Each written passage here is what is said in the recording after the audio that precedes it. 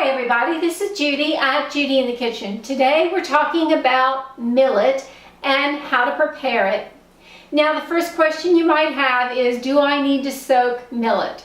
Well, I've checked with a number of resources, and those that are in the know that, let's say, Bob's Red Millet sells millet, and some other resources along those lines do say it's not necessary to soak millet. However, if you want to soak it, you can. Bear in mind, it does not have the tannins in there that might make it bitter. It does not have saponins like quinoa does. It might make it taste like soap. It does have a little bit of phytates in there, so if you want to soak them, you can. If you choose to do that, take 1 part of millet to 3 or 4 parts of cold water. Pour that together in a bowl and allow it to sit anywhere from 6 hours to overnight. Drain it and then proceed from there. If you want to do a quick soak method, you could do the same ratio and just use hot water instead and allow it to soak for about an hour and then drain it and then proceed from there.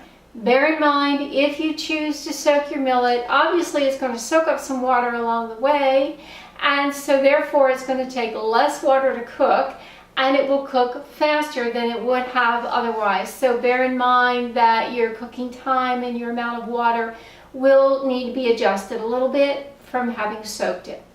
So now, assuming that it has not been soaked, there's a couple different outcomes that you can have when you're cooking millet. You can cook it like it's a rice, where it's going to come out nice and fluffy and individual grains like a rice would, or you can cook it so it's more of a creamy texture, almost like mashed potatoes, and you can even cook it like a risotto. So you've got some options when you're cooking millet.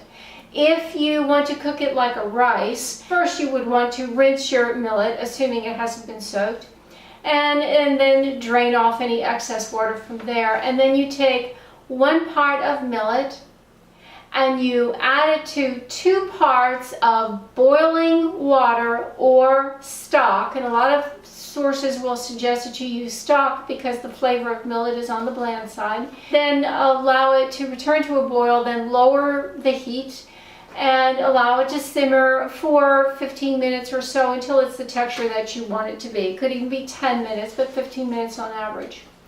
Now, if you want to have a very creamy type texture where it really sticks together, then you would increase your liquid to 3 parts of liquid to 1 part of millet. Again, you want to add the millet to boiling liquid, not cold, and then allow it to cook longer for 25 minutes or so, maybe even longer than that. But you do want to watch it, make sure the water doesn't all boil away, and that it's the texture that you want it to be.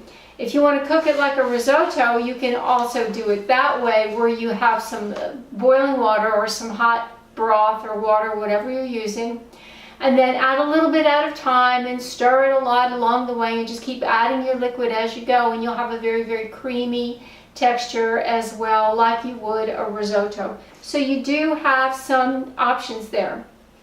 Now there's another option that you can do right up front, and that's to toast your millet before you even get started cooking it. And why do this? It has a little bit of a bland flavor of its own, and the toasting helps to bring out a bit of a nutty flavor that it actually has. And to toast it, all you would need to do is put it in a dry skillet over medium heat or so. Stir it a lot or shake that skillet as it toasts, and then watch it very carefully. Don't walk away from it because you don't want it to burn. And then as soon as that millet is golden brown to the point where you want it, remove it from the heat and then place it in the pot of your boiling water or broth, whatever you're going to use, and then that way it will be toasted, it'll be nutty flavor, it'll be pleasant to look at as well, and it should be very delicious for you. Well, this is Judy at Judy in the Kitchen. I do hope this helps. Let me know if you have any questions or comments below. Bye for now.